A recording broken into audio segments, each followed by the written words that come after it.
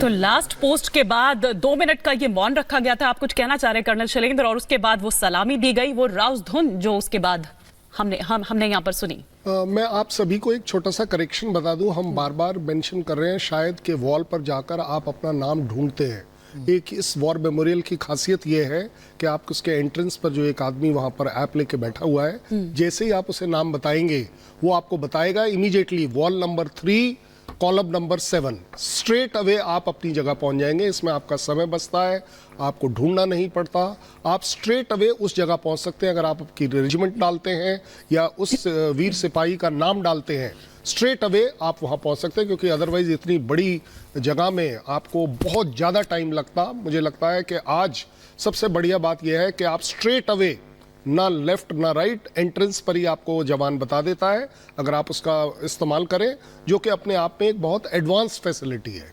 बिल्कुल।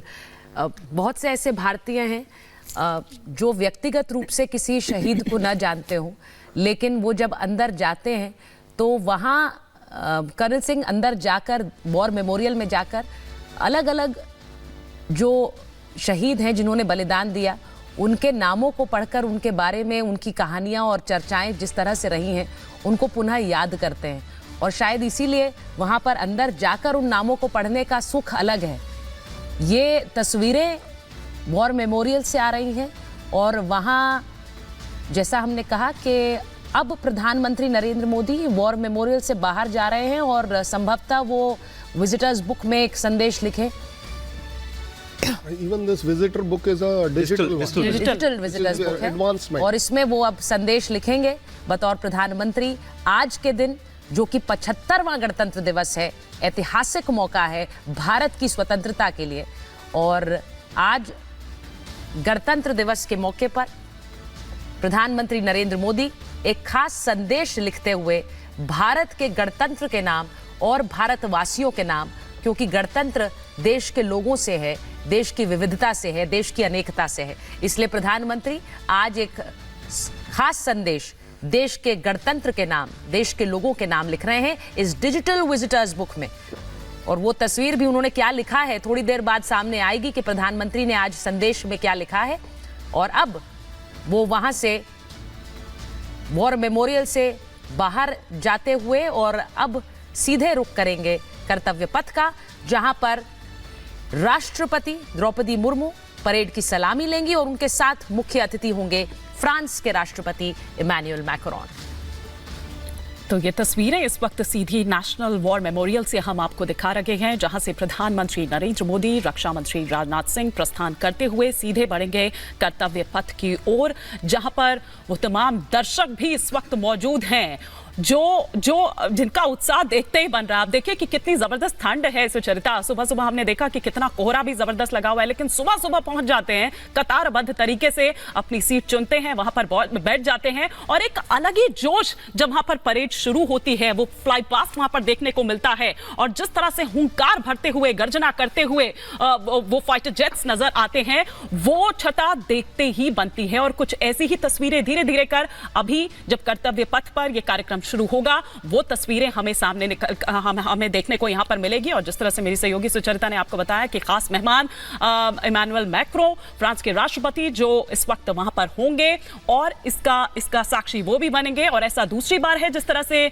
अभी थोड़ी देर पहले मेजर गौरव आर्य भी यहां पर कह रहे थे। और अगर भारत की दोस्ती को हम देखें तो और प्रगाढ़ करती है। और साथ ही साथ मेजर गौरव, इसके पीछे की एक मुख्य वजह डिफेंस सेक्टर भी है। नहीं, बिल्कुल, जैसा कि हम लोग बात करते हैं, जैसे आत्मनिर्भर भारत की हमने बात करी है, हमने तो कई सबक सीखे गए। जो यूक्रेन और रशिया की लड़ाई थी, उसमें कई सबक सीखे। उनमें से एक सबक ये भी सीखा है कि जिस देश के पास अपना डिफेंस मैन्युफैक्चरिंग सेटअप ना हो, उसको वॉर में वो सक्सेस नहीं मिल पाता जो वो चाहता है। आपकी सप्लाई चेन आपके कंट्रोल में रहनी चाहिए, ये मुख्य तौर पे ये बात है। और ये तस्वीर इस वक्त राष्ट्रपति द्रौपदी मुर्मू की आ रही है। वो सीधे अब निकल रही हैं कर्तव्य पथ के लिए। और इस बार राष्ट्रपति इमैनुअल मैक्रोन, जैसा हमने कहा, फ्रांस के राष्ट्रपति हैं और वो मुख्य अतिथि हैं। और इस बार कई जो परिपाटी हैं पुरानी, उन्हें फिर से शुरू किया जा रहा है। उन्हीं में से एक वो पारंपरिक बग्गी है जिसमें सवार होकर राष्ट्रपति निकलेंगी कर्तव्य पथ के लिए। और यहाँ से वो कर्तव्य पथ पर पहुंचकर परेड की सलामी लेंगी। जैसा मैंने कहा कि इस बार की जो गणतंत्र दिवस की परेड है, उसमें नारी शक्ति का भी एक सहभागिता प्रशस्त रूप से नजर आएगी। और वो नारी शक्ति, मुझे लगता है, और प्रबल होती है जब हम एक महिला राष्ट्रपति को परेड की सलामी लेते हुए देखते हैं। तो द्रौपदी मुर्मू, देश की राष्ट्रपति, जिनका कल देर शाम संबोधन भी आया देश के नाम गणतंत्र दिवस की संध्या पर, पूर्व संध्या पर। और राष्ट्रपति द्रौपदी मुर्मू अब सीधे जा रही हैं कर्तव्य पथ, जहां वो परेड की सलामी लेंगी।